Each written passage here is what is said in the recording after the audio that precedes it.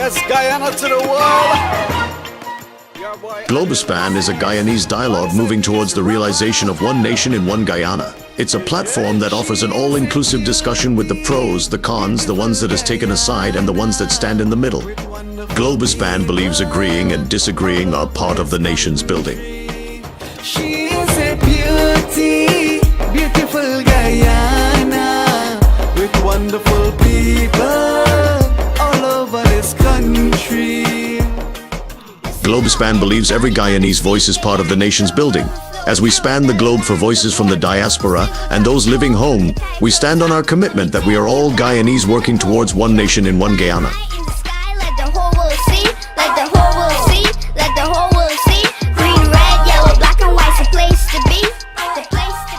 As the world turns on its axis bringing changes, we as Guyanese must adapt to those changes for a better Guyana for all. Globespan stands on its axis with its belief that one nation, one Guyana, one destiny must include voices from all corners of Guyana. With many flavor, 6 different people blended together.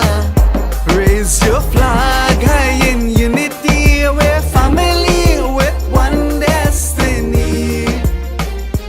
Raise your flag high in unity.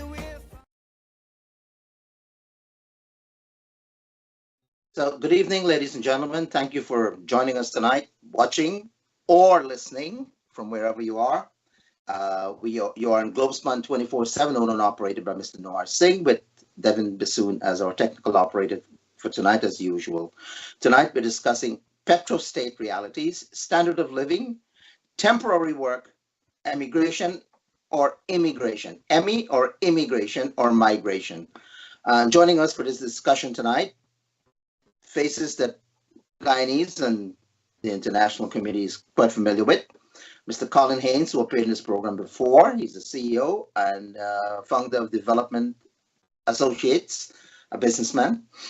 Mr. G.H. Gilal, columnist, a very, very prolific writer in the press in Guyana and appearing quite often on this show as well. And Mr. Timothy Jonas, senior counsel and General Secretary, not Secretary General, General Secretary of ANUG, a new United Guyana political party. Gentlemen, thank you for joining us.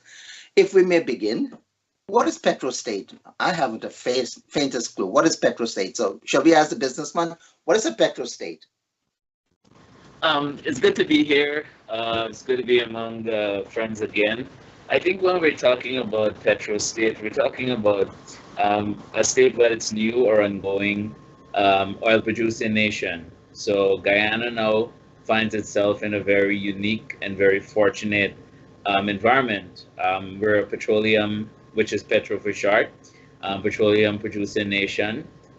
There are quite a number of in the world, as you know, places like United States, United Arab Emirates, Saudi Arabia, Venezuela, our neighbor, has the most oil in terms of reserves, Iraq, Iran, and so forth. So I think that with that also presents great opportunities because, as you know, oil on the oil market is called black gold because of its preciousness in terms of being able to fuel manufacturing, production, to be able to drive sustainable development.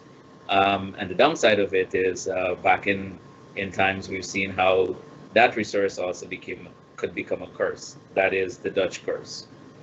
Okay, so our neighbor, besides Venezuela, Brazil is also a petrostate. In fact, produces several million barrels of oil daily, and Colombia is a petrostate as well, and so is Ecuador, and there are a few other countries on the continent that produces oil. And of course, we have Mexico up north on the border of the United States. So petrostate reality. So if you could define that a little more, Mr. G.H. Gilal. Good evening, everyone. Good to be here to share with you folks and to our listeners and viewers. Thank you, Mr. Singh and company, for making this possible and the invitation extended. Petrostate. Oil, the black blood of Allah, as the Arabs call it, is the dominant contributor by far to the economy. In addition to what Mr. Haynes said, it's all those things, and I would like to sneak in that the dominant contributor, the plank, the major plank in the national economy.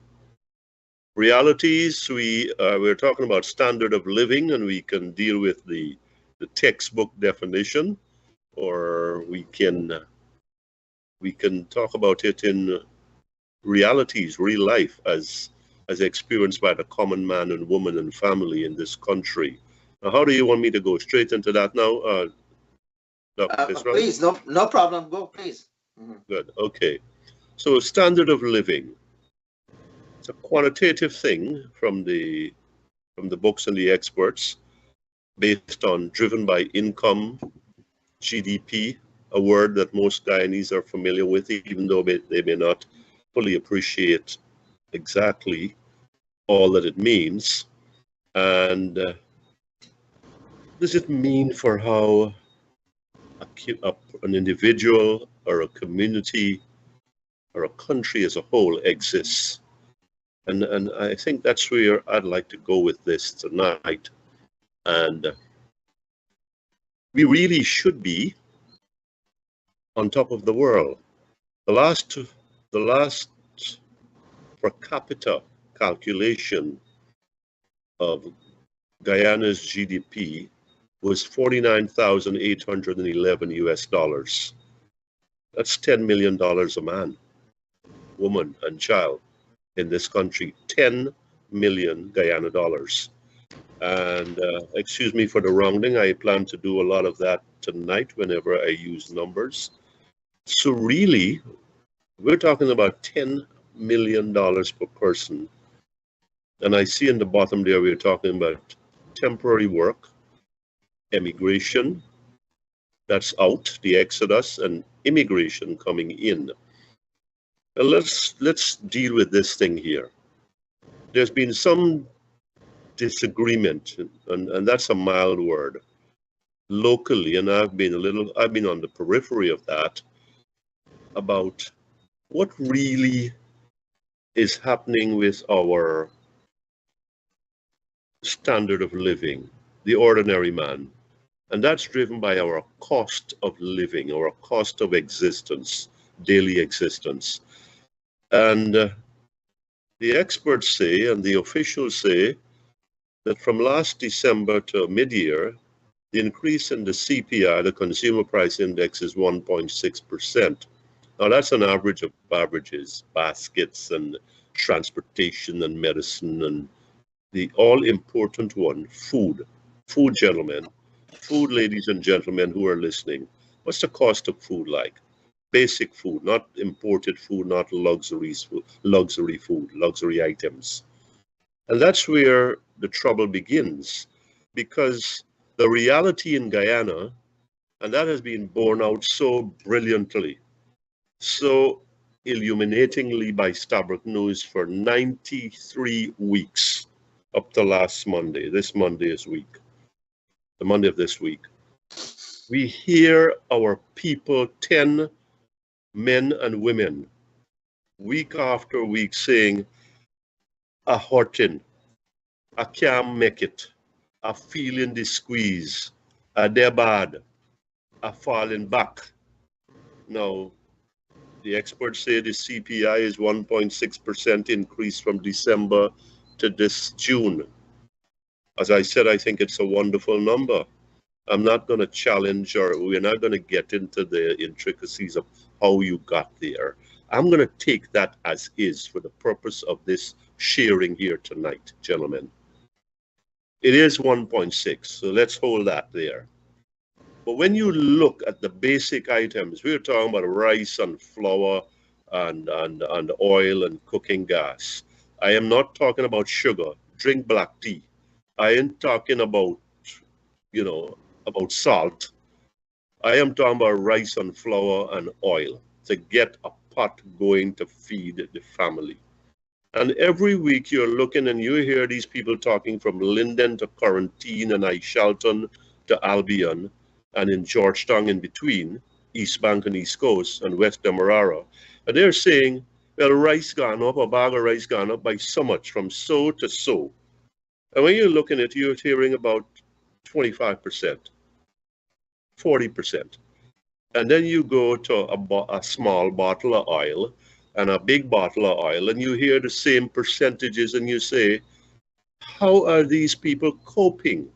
And in a petrostate where the GDP, and now it's an average, an average has these hidden time bombs in them, says that we are $10 million ahead people per year based on our GDP. And that's the last calculation that I've seen. So something is not meshing here. Something is telling me that when these people are crying, and nobody can say there's any partisanship here. Nobody can say, well, you know, that is the man from the other side and that is the woman from this side or whatever. Things are bad with our people in this petrostate that is one of the most talked about in the world. And because our citizens are feeling pain. And I am particularly concerned that our folks in power seems to be inoculated. They seem to be immune to all this. They say, well, look how much we did. Look how much we did. And they have done some things. Make no mistake about it. Some things have been done and more than a few things. But our people are still dragging and our people are still losing ground. And so this comes now to this business about temporary work and migration.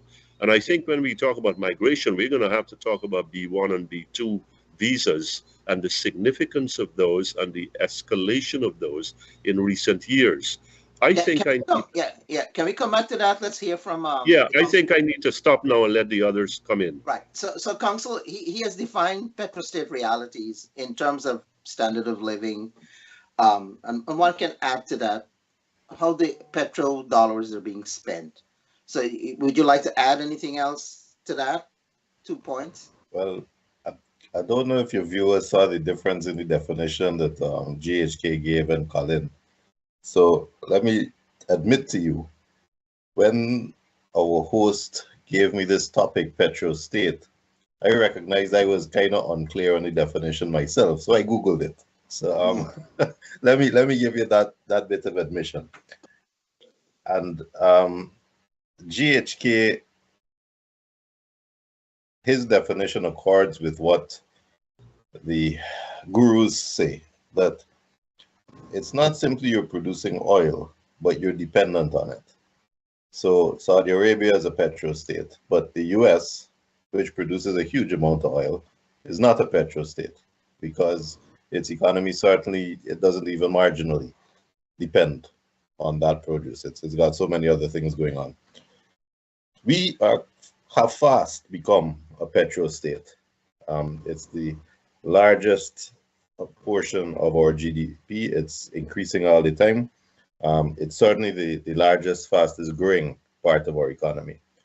So if we're not there yet, and I think we are there, we're going to be there very soon, dependent on oil, and therefore susceptible and vulnerable to the Dutch disease, which is there, which we are already seeing symptoms of. I also want to congratulate Stabroek News for the program they've been doing, that weekly program they've been carrying on the cost of living. There needs to be, and GHK has pointed it out, is if you just take the maths of how much revenue is being derived from oil and divided by population, is a huge amount of money. But of course, it's not possible just to treat it in that light. Society functions, and the object of our leaders should be to provide as far as they can, and now they've got the means to do it, facilities and infrastructure which are impeccable. So social services, medical services, education services, police and crime fighting services, social services in terms of subsidizing the people who cannot meet their daily needs, but also implementing systems that allow them to be gainfully employed, allow them to educate their children so that they break the generation curse, find systemic ways to make the lives of Guyanese better. this needs improvement to our failing infrastructure. Our infrastructure has declined since the British left in the 1960s. It needs a lot of work to bring it back to a state where it serves the needs of the people. And that infrastructure isn't just roads and bridges, it's also hospitals and schools and that kind of thing. But the free money that we have gotten from oil and gas needs to be spent in a way that demonstrates fiscal responsibility. So I again agree with GHK that we are seeing things being built. And the apologists for the government find it very easy because the government is supposed to build a school. Well done. The government is supposed to build a road. Well done.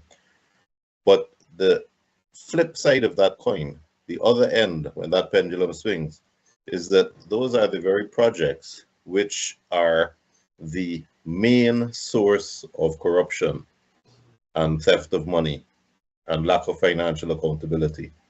And if the award of contracts and the development of the infrastructure is to be done in a way which holistically serves Guyanese and improves our standard of living and hopefully allows our economy to develop independently of oil, it has got to be done prudently and transparently. We are not getting value for money. The projects are haphazard, slapdash, and while they need to be done, we're not seeing a methodology that is carefully planned, forward-thinking, and designed to help with an end result that is a holistic plan. We're not seeing that. We're seeing something that's too slapdash, and we're seeing a poor return. We pay $100 for a road, and we get a $40 road. And we are seeing people becoming inordinately wealthy, but we're not getting value for money. So there are two sides to the coin. Colin, would you like to add? So the average Guyanese makes about $60,000 to $100,000, anyway, without that range, per month. Mm-hmm. Right. Now, the nominal GDP, which measures the overall performance of the economy, says it's around 25,000 US, $590. Well, I'm gonna use that figure as compared to the partisan party GDP, which says we're probably far over US at 80,137, and I'm all talking here in US dollars, right? So if you ever took that and you break that down by month, you're seeing that the average Guyanese makes anywhere about $447,000. I've talked to doctors, lawyers, I've talked to tradesmen. Nobody in the country makes that amount of money, right? And what that is doing, because of this influx of investment in Guyana, what we're seeing happening is it's inflating the GDP numbers, and it's inflating the prices of things as well.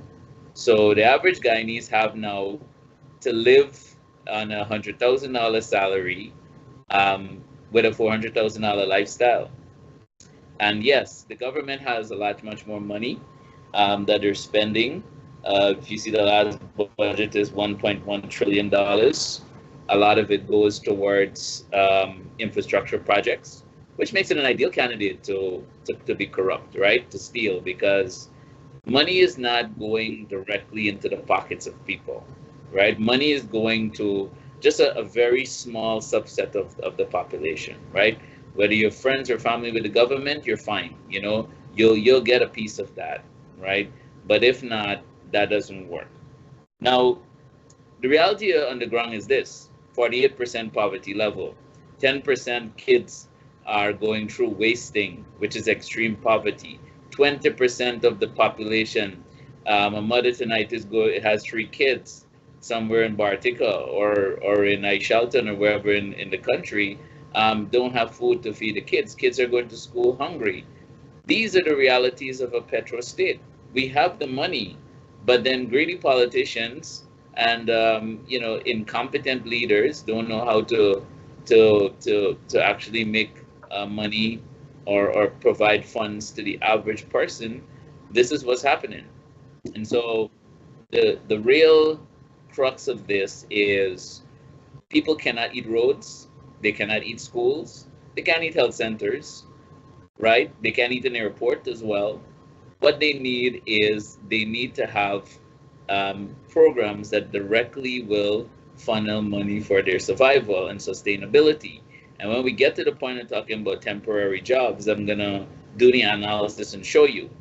But one last thing that I wanted to mention is yes, um, we're talking about a 1.1 trillion dollars budget, and almost Much more. 400 billion dollars is what did you say? It's much more. There were two additional Yeah. budget, probably about Yes, 1.3 billion or okay, so. sure. There's more than that, but the reality is, people are hungry.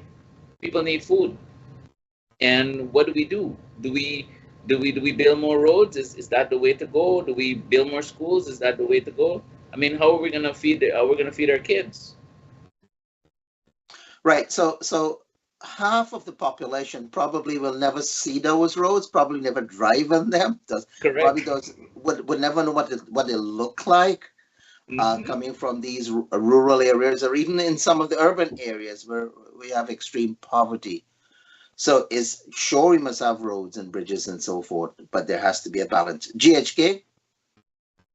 Yes, there has to be that balance, you know. The original budget, national budget of 1.146 trillion, 58% of that was towards infrastructure development. Who can argue with that? But then there's the dark side of that, which council pointed out to, and which I'll put in more patois. If you don't spend, you can't thief, right? So the more you spend is the more you could thief. And we have been hearing about that, and I don't have to talk about that. People who are devoted to the government has been forced to say that. Now we've got let's stick with this standard of living thing. We can hold off standard of living, this basket of components that go in there: transportation, medicine, education, utilities. And you can hold off on certain things. Maybe you can delay to get the medicine. Maybe you can delay going to town and the market unless it's school or work and you just have to find the money. But how long are you going to hold off on food? How long are you going to keep existing in a half-starved or half-filled condition in what is a petrostate? In a state that everybody's talking about, look, all this money is there and the population is so small, and these people must be living in heaven. These people they certainly have the underpinnings or the elements of what it takes to have an economic paradise. I think, look, without knocking the government, I appeal to the government to say, you know what we're talking about here. You're hearing about it. Your own analysis should tell you this, if it's honest and if it's forthright, that people, look, we've got to have a balance. The tilt is too much towards brick and boards.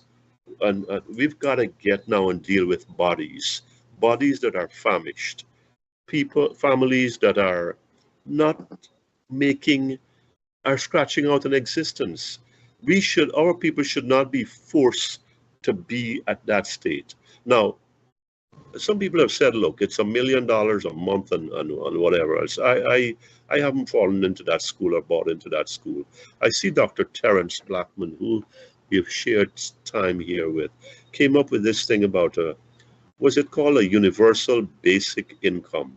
And I think it has its merits. Of course, it has its drawback, but it has its merits and is worth some consideration by the powers that be, and say, how do we fix the people on help? Give the people some help in a petrostate where all this money is sloshing around, gushing in and sloshing around. so that they can know what it is to be a citizen in a viable petrostate. So one is the balance, and two is the sharing, where I think less has to be towards infrastructure. 58%, what the number is, 40%, 45%, that's not going to kill us. That's not going to set us back 50 years. So I think that, and that money has to go towards the people, especially those who are really catching hell, as we say, or catching tail or something like that. You know, barrels have long been a staple of our reality. Now, another thing that has crept into the equation, and I am part of that, I've been part of that before we found oil, hampers. Certainly, it's not a hamper as big as a cow, but you know, it's a little hamper that I would do several times a year. But there are hampers now coming. People are coming in from outside and bringing in hundreds of hampers and going to different communities and share. A wonderful thing, a commendable thing. But in a petrostate, gents, fellow Guyanese, in a petrostate, we're talking about barrels and remittances. And I don't know what the most current number is on remittances. And now we have thrown in, adjacent to that, hampers. So in other words, you got this thing, you're going to put it on the fire and you're going to move along, and they're going to keep you going for a bit. Yeah, and this should not be the reality in a petrostate. This should not be the standard of living in a country that has got all these glorious numbers, you know, GDP and economic numbers and oil numbers and barrels found and lifted and all of this business. Where is the difference in that to the people in this country? And I think that's where things stop. That's where everything seizes up. And I think the government needs to address that. Of course, we are 1 year away from an elections, and I foresee a minimum of 2, if possibly 3, what do we want to call this? Cash incentives, and with, you know, remember who gave the thing, right? But that's not the way to do this thing. We'll take it and go from there. But I think some more thought has to go in there, and some more care, genuine care for our fellow citizens. So, Council, do you think we need a balance? And if so, how do we address a balance? I mean, how much do we put for here, there, and everywhere? Yeah, this has been occupying my time because the problem is not simple, and yet there's been no effort whatsoever to broach the issues. Our society is disparate. You can't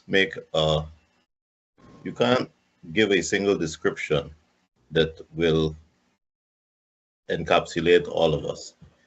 The people in the urban areas often are the poorest because, as has been pointed out, they're working for a salary, a small salary. They depend on that salary to buy whatever they can buy to look after their families. The people on the fringes and the outskirts of the urban areas, they might have some chickens and get eggs. They got a fishing net, they can catch fish. You'd be surprised how high fish ranks in the diet of Guyanese out of town, because fish is free.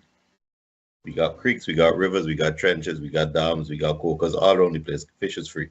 And even in town, when you go to those areas where you see people complaining government have come to tear them down and that kind of thing, they live near a dam and they fish. And a lot of children catch fish after school, and that's how the family get by. So as a source of protein, fish is important, but the point I'm trying to make is that depending on where in Guyana you live, if you just go a few miles out, there are people who don't have electricity. The electricity grid doesn't reach them. But in town, a large part of your salary has to be allocated for electricity because you're dependent on it to preserve the same food that in the country areas you can go and pick a couple plantain and fish, and you're not as dependent, and they don't have refrigeration, so they learn to live without it. So the needs are very different. In the Amerindian communities, in the interior. The needs are very different.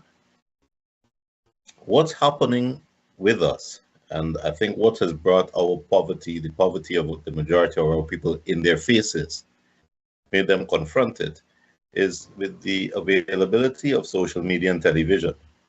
A lot of folks are seeing how others are living. Poverty is a relative thing. If you're barefoot and your neighbor's barefoot, you're not poor. But if you're barefoot and your neighbor is wearing shoes, you're suddenly poor. It's relative. It's how you compare with what you're seeing around you. How do we sort that out? How do we deal with that? The fact is, on a short-term basis, we have got to find a way to get immediate relief to the people who need it the most. I want to say that again, immediate relief to the people who need it the most. The other thing we have to do is we have to find a way at the other end of the spectrum, the people who we know are making money, to bring them into the net so that they are contributing to NIS and PAYE. You see, it's not just about free oil money. The people who are the wealthier in our country, those same contractors who are earning big dollars, they are not remitting their fair share. They are not doing their duty as social citizens to pay what they're supposed to pay as taxes. So we got to find a way to bring the big boys in. And we have to, as a short term, that's the midterm. As a short term, we have to provide immediate relief to the people who need it the most. The people who need it the most are the mothers with children. They are the most vulnerable and the most dependent. And I'm satisfied about that.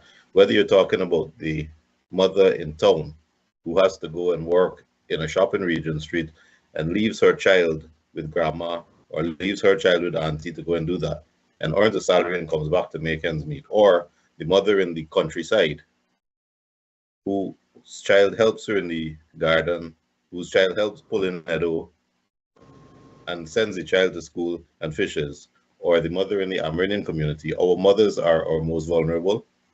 And because they are the ones in our matriarchal society who are usually left looking after the children, especially where the family unit is not intact. Single mothers, mothers whose men have disappeared, they are the ones who need to be helped the most. Now, the government boasts, because they care, that they gave $40,000 to school children. And they said that accounted for $9 billion. For me, that scratches the surface. There are two things I would like to suggest immediately for the people who need it the most. First of all, every mother should get from NIS, in respect of each child that she has, a monthly sum of money once that child is registered at a school and is attending school. And that should come from NIS. That shouldn't come from anywhere else. So if for the next 5 years NIS has to be subsidized to meet that, that needs to be done from gas and oil money so that there is an immediate relief to every mother in Guyana in respect of her children. I would recommend a larger sum for the first child and lesser sums for second, third, fourth children. Now, that money needs to be allocated this way. And they've done it in India with success. You open a bank account for each child born in Guyana, and the money is put into the bank account, and the mother has authority to withdraw a portion of that money. So the end result is that the mother has an access to immediate money every month. She's no longer dependent on a possibly abusive husband. She now has the wherewithal to work and to get that extra money and can do more with it. She has autonomy financially. She has dignity.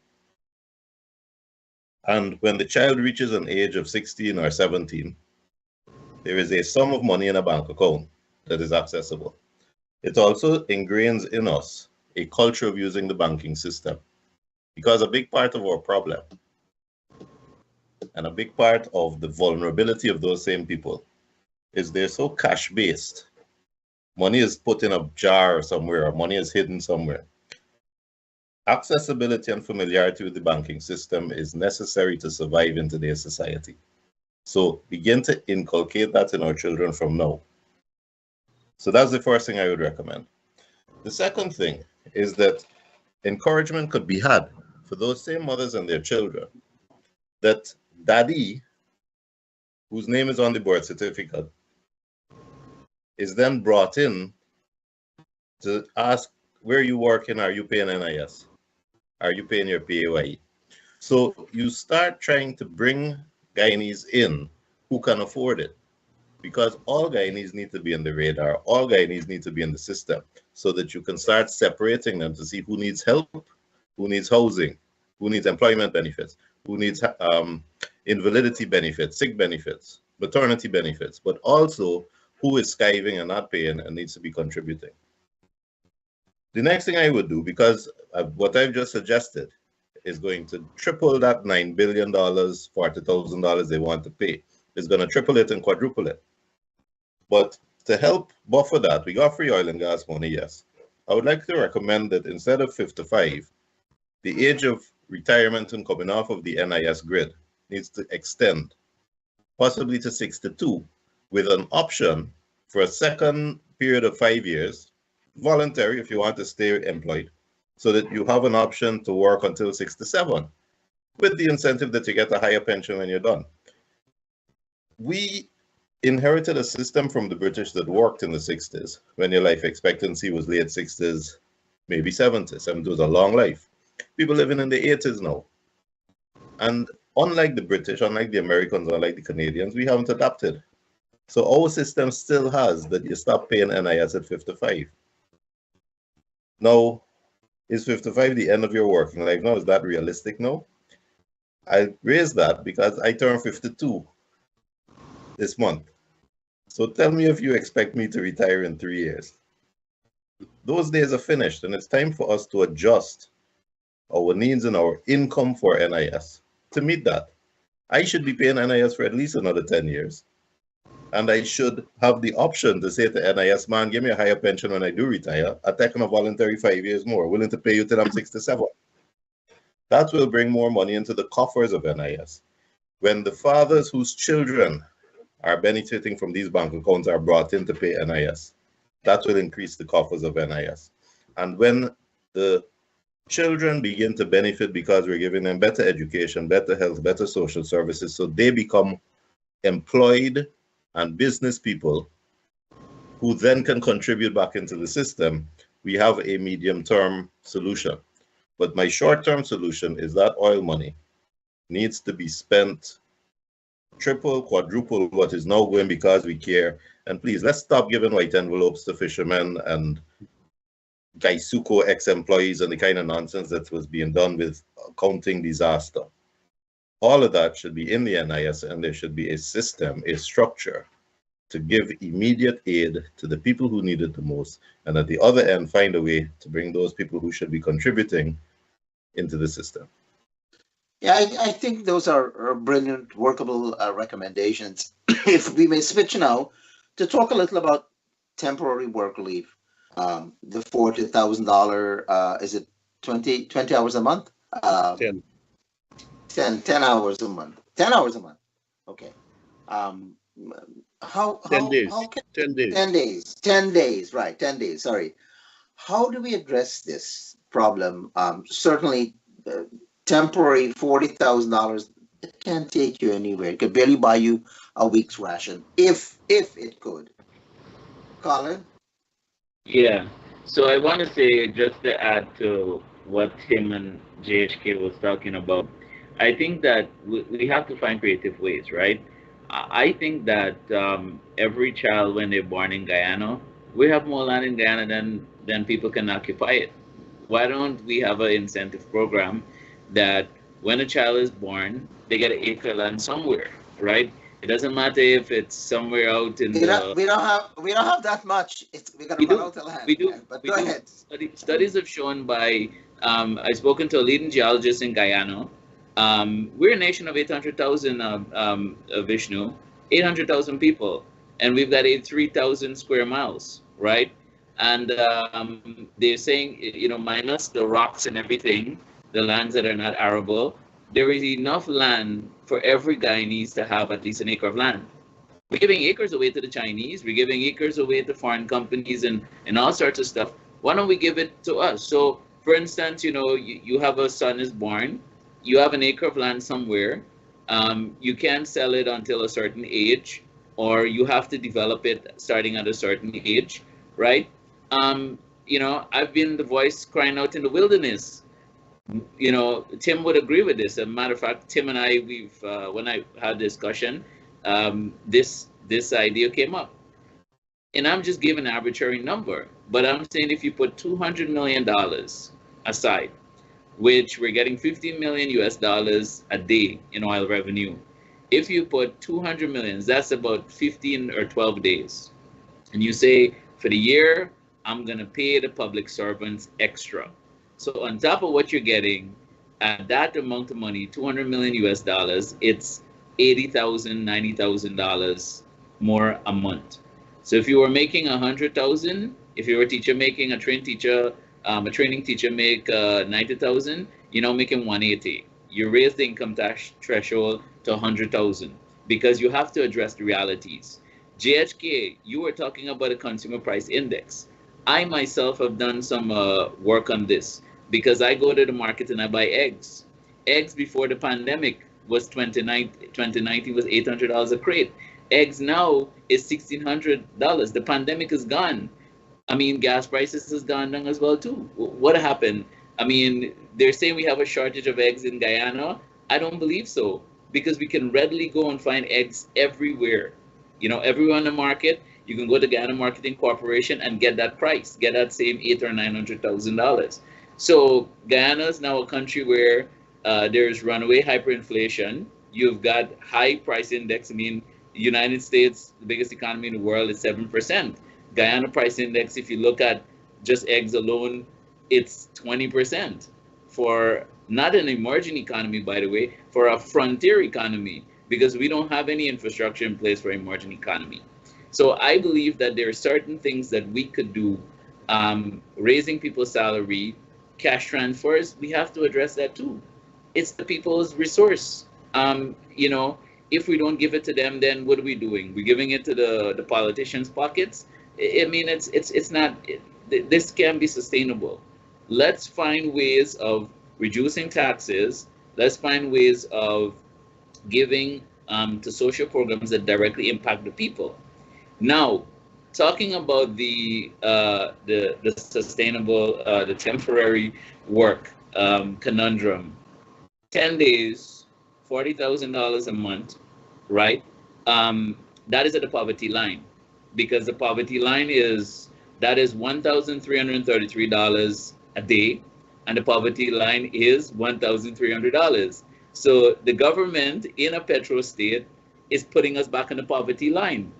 You're just saying that, okay, someone has a job, where they're collecting some money, but, it's not sustainable. What we need to have in Guyana is technical and vocational training. There is projected that there's going to be a construction boom by 2030, and Guyana will not be able to meet the construction boom. These are the areas that we have to start as a nation to empower the people, right? I'm doing a construction project. You bring some people to do construction, because a man, throws a shovel around as a laborer, in 5 or 10 years, he thinks that he's skilled. No, that's not being skilled. You can't read a plan. You don't know the design and the layouts of construction. You don't understand that with the changing climate change and changing environment, you can build houses to be able to mitigate these shocks. These are things that builders, architects, and skilled people are doing all around the world.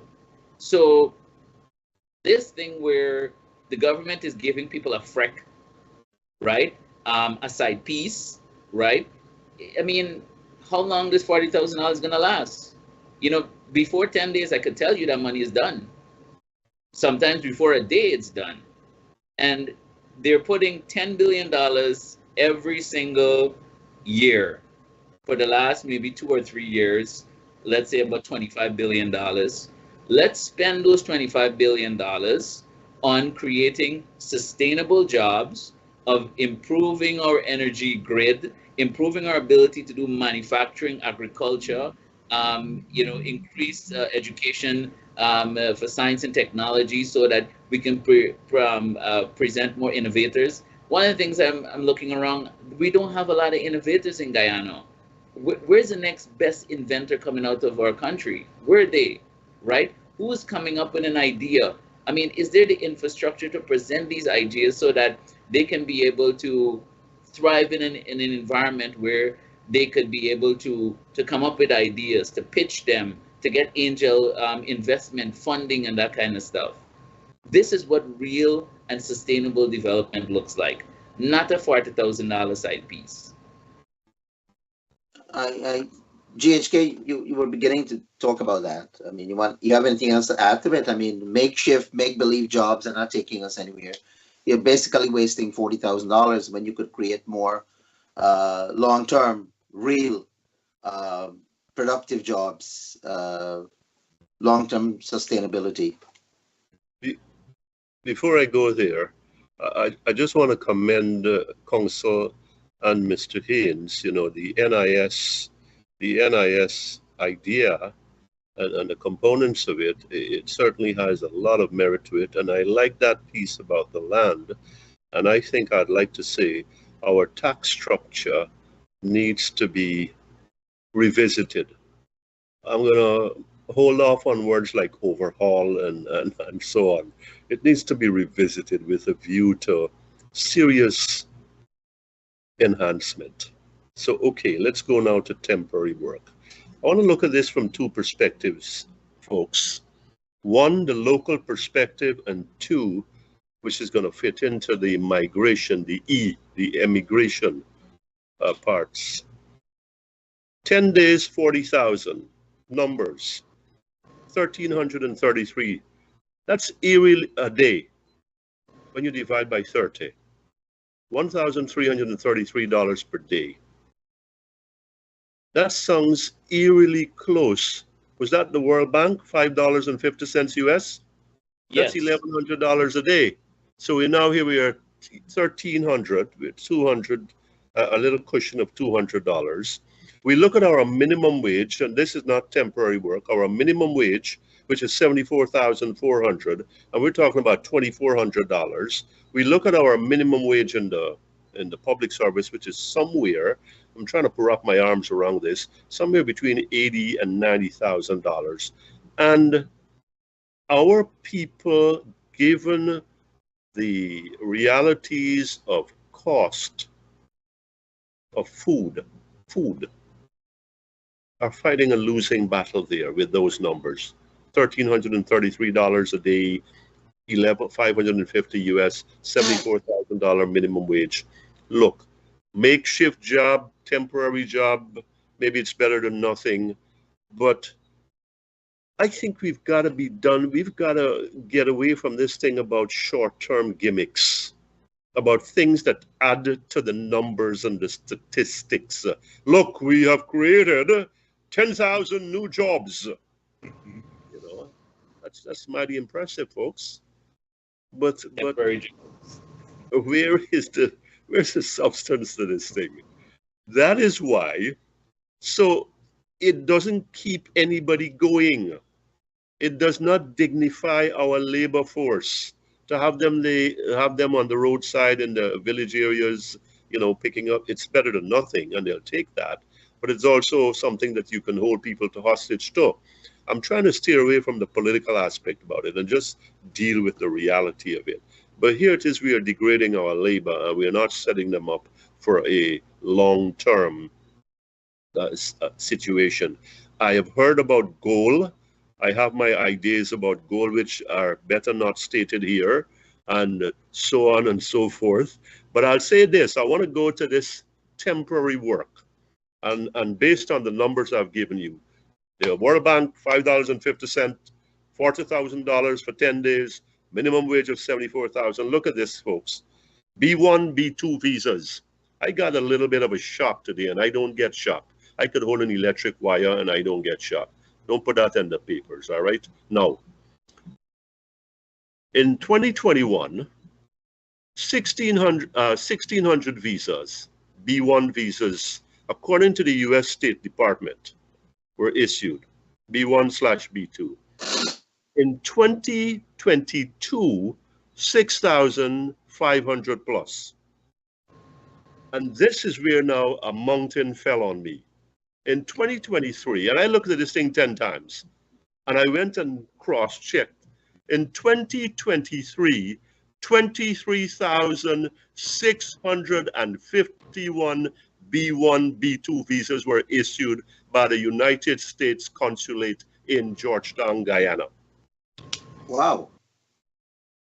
The 6-month one. Take your stamp at Kennedy and you're gone. Here are the numbers. The New York State minimum wage increased from $15 to $16 a day, an hour, sorry. Dr. Bisram, you're there. Can correct me as I go along. That's 128 US dollars a day using an 8-hour day. We'll make that $100 a day, right?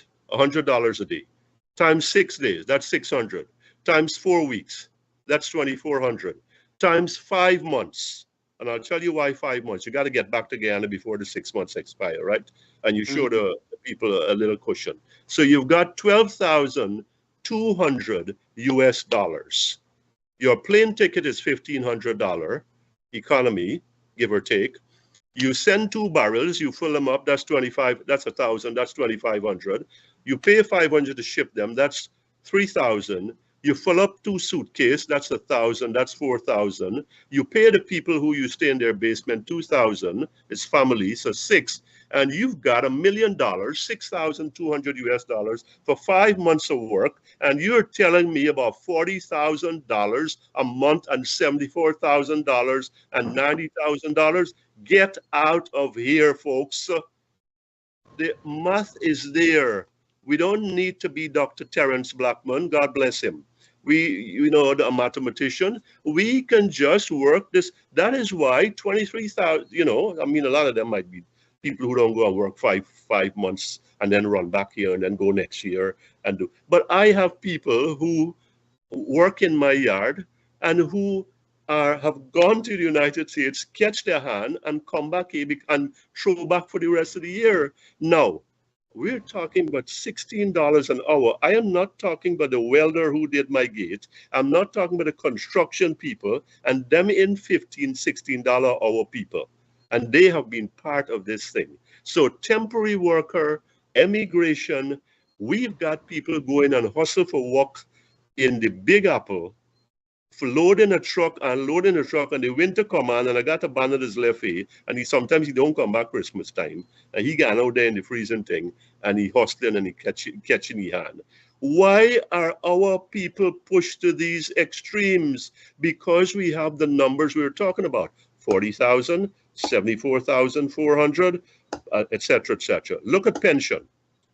$36,000 a month. And the government said, hey, listen, we've increased it in the last 3 years and we've done better than the other guys. Good, good, good. Here's this, $36,000.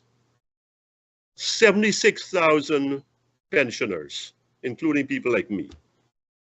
You throw in, there's an overlap here. People who qualify for the same NIS that Mr. Jonas was talking about.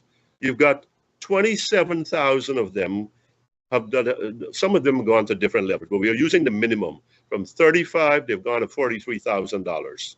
So 43 plus 36, that's their business. Minus 76,000 old age pensioners, take away 27,000 NIS pensioners from that, and you got 49,000 people whose only income may be $36,000 a month. You look, so you've got that grouping there. You've got the teachers and their numbers that finally came down the pike, and we're going to be talking about that for a while to come. 10% now and 8 next year and 9 and whatever. I see the Boeing workers walked off with 25%. The Boeing workers said that we are not going to endorse this thing. We want 40%, right? And I don't think they had anything they gave up like the teachers did. So we're asking our people in a time of plenty to, this is what we can afford. We've got to keep our eye on the inflation ball, and you're going to have to manage with this somehow. Again, temporary work. Again, teachers and public servants and minimum wage workers in the private sector. And so we have people who are looking to catch a plane, collect what they could collect, draw down and come back here, and still come out way ahead of if they were here. That's part of our reality, part of our standard of living that forces our people, because of the policies that we have cemented and from which we don't seem to be willing to move, to hear, to be responsive to the cries of our people and to the real pain, that they are feeling there.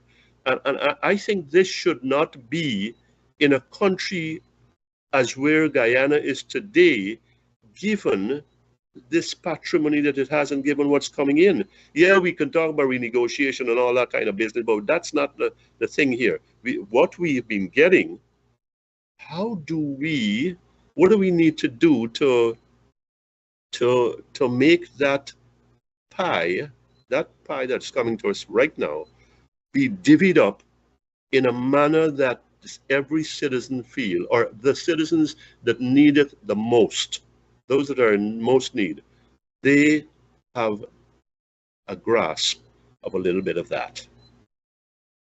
The numbers you mentioned are the bare minimum. Yes. When they come here, they work anywhere from 12 to 16 hours a day, and they work 6, sometimes even 7 days a week. So the amount of money they accumulate is probably twice or thrice the amount you mentioned. Yes, sir. So they really catch the hand, to use the Guyanese colloquial term. Mm-hmm. Counsel. I think one of the central acts of dishonesty that I've seen is the reckless promise that was made to provide, how many thousand jobs was it? 50. An impossible number of jobs. And then the barefaced assertion that the promise had been realized. Here's the thing. In a country of 750,000 people, so 300,000 adults, 350,000 adults, 1,000 adults. For you to be talking about 50,000 jobs is enormous. It's mind-boggling in terms of the proportion to the population. And for you to pretend that you have conjured those jobs out of thin air. Mm-hmm. You see, in any respectable organization, you hire somebody to do a job and you see a need. So your floor dirty, you hire a sweeper. Your human resources, your hiring and firing is difficult, you need a human resources officer. You're not coordinating your team well, you need a manager. So you hire people to meet needs.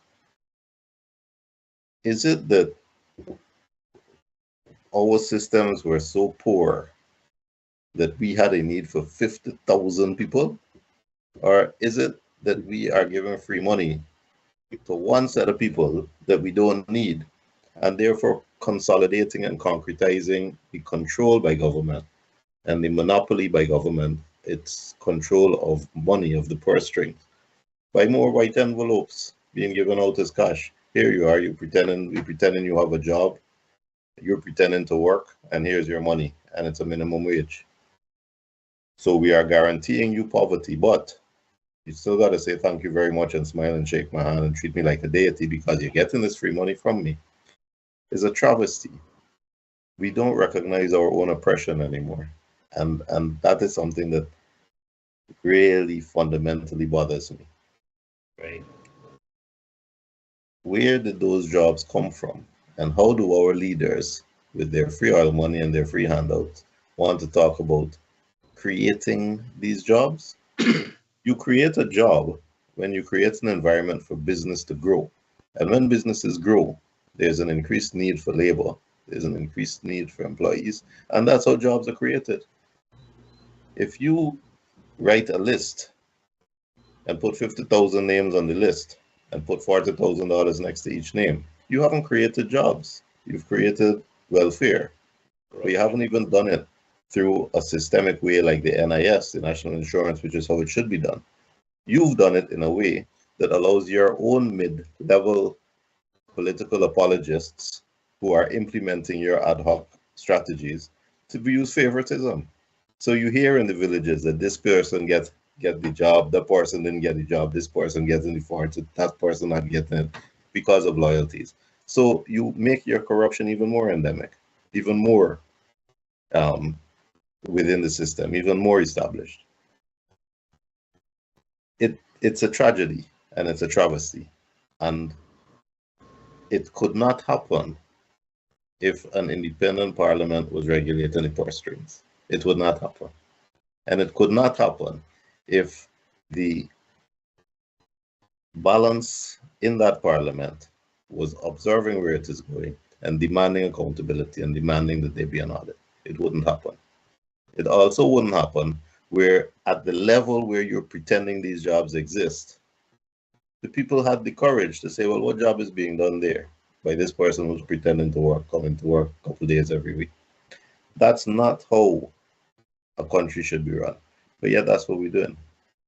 Now, GHK, you said a thing.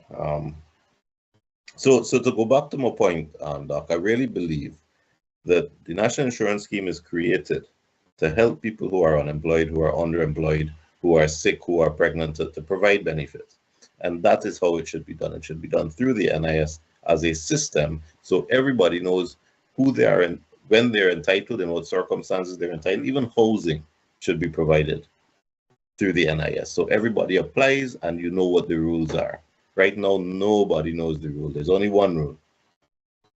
Kowtow, keep your head low, smile, be friendly, and swear allegiance. And you'll get the contract, you'll get the 40,000, depending on what level you're at.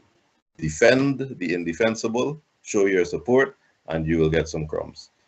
That's how our country is running.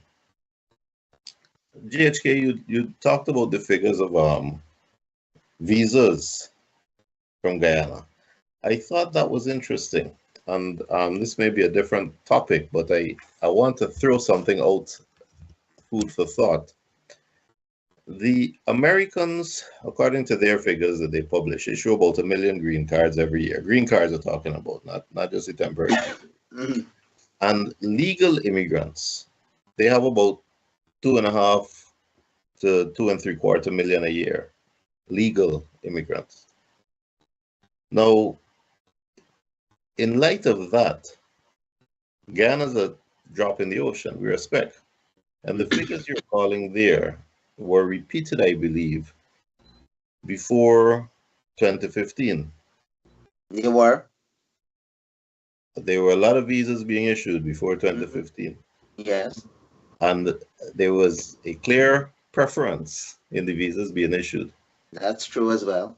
I think that the Americans can very easily manipulate our elections the way they want, just by procuring the absence of one kind of people or the other kind of people. What's laughable with us is they don't even have to ask you how they voted. They just got to ask you your name. Yeah. So Mr. Lal, Mr. Bizram will get their visas, rightly or wrongly. Yeah. And poor Jonas and Haynes might have a tougher time. Yeah. And chances are they get the end result they want.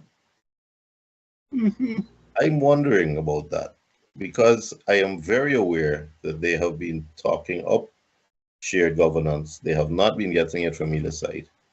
And I'm hoping that we can do it ourselves, and I'm hoping we don't need that foreign influence as a push. But I really do think that Guyana on its own, Guyanese on their own, are at that stage where enough of them have decided that they can do that change. They can make that change for shared governance. I don't see the evidence, but I hope it does. Gentlemen, let's summarize, close off. Colin, any final words, thoughts? Yeah, I want to say that whether we call it revise, revamp, or whatever the tax system, because I don't want to be too overly political. I've always said that I need to talk straight to the people of Guyana because, you know, when you're talking to a mother with 3 kids, she want to hear about the politics, right? She want to hear how I can get food on my table tonight. So we have a tax system that whether you're rich or you're poor, you're paying the same level of taxation. This can't be. Somebody's got 5 kids and somebody got no kids, right? They're paying the same amount of PAYE taxes. I mean, No, I no, I don't think that is correct because after a certain level, you don't pay any taxes. what do you mean up to a certain level you don't pay I, taxes? I, I don't know the numbers, but So up to so, so, up to a minimum threshold, so the worker doesn't pay.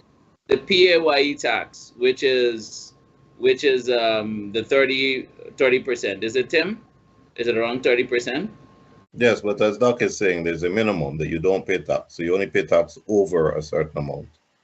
And Right. then, So there's a third tier. if we have If you earn even more than that, you pay a higher rate of tax. So there are 3 tiers.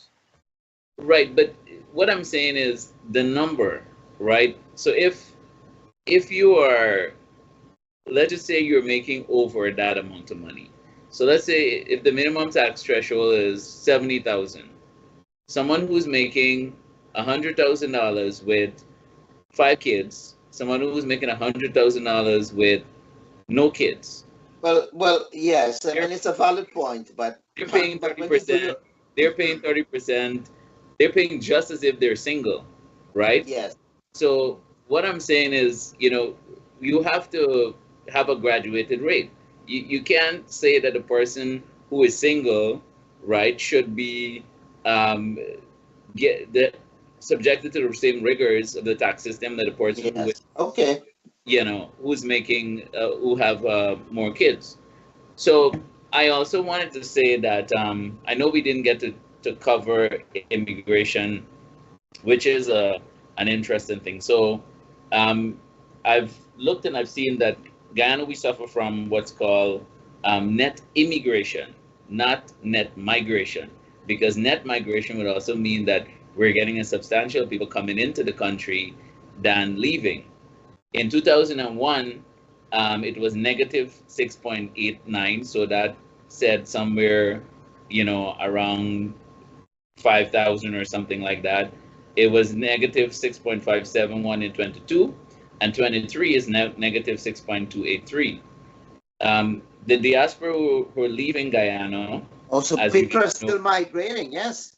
yeah, People 50% are still of them are going to migrating. the US, 21% to Canada, 6.4% to the UK, and Latin America and the Caribbean account for about 20%. Now, JHK, you also talked about remittances, right?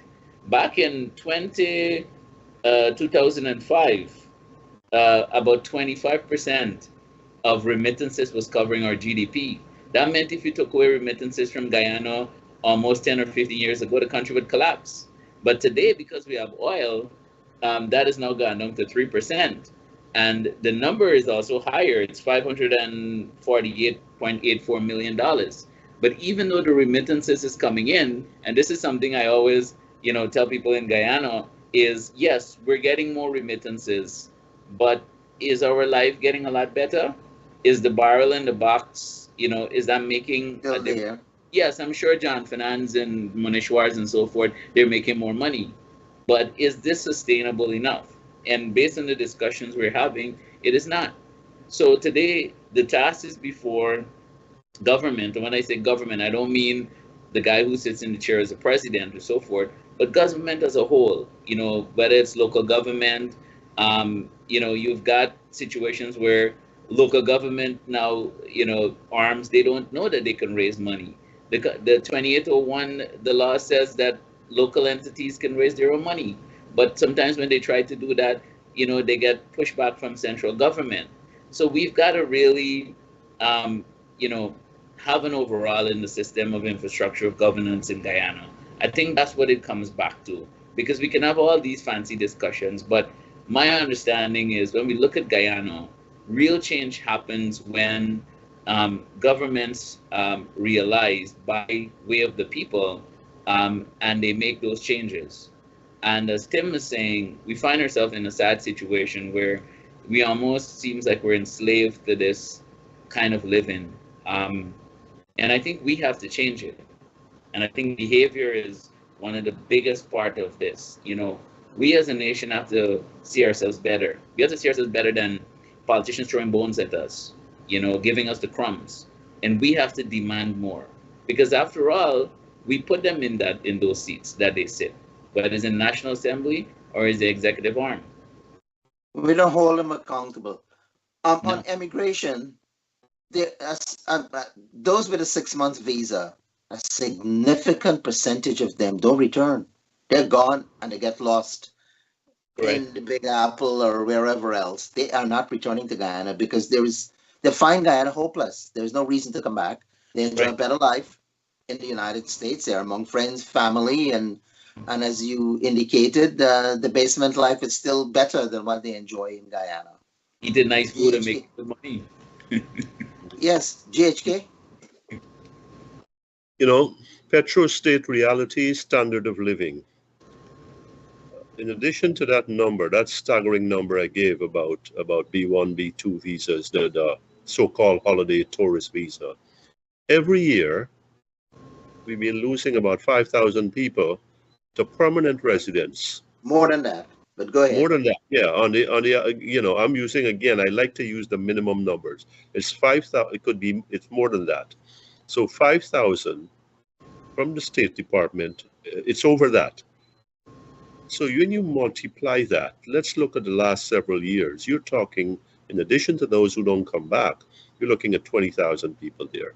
We're looking at, we didn't talk about people coming in, which skilled labor is obtained cheaper, and what are the ramifications of that for the Guyanese worker in a thriving economy? Look, our reality is that we have some numbers that are out of this world, and we have some people that are out of food. And we are not talking about 5% of our population or 15%. We have numbers that will blow your mind, and we have people, so many in our population, that are really dragging to make ends meet.